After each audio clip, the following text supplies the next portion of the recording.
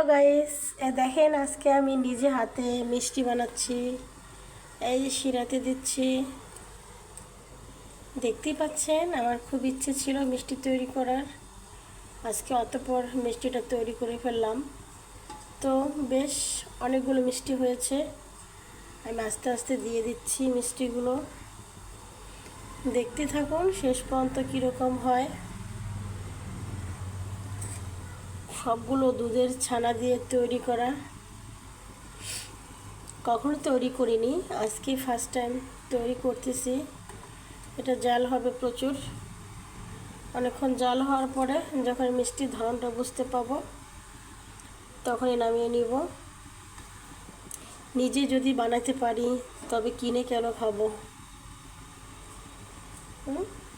আমরা তো নিজেই বানাতে পারি ইনশাল্লাহ।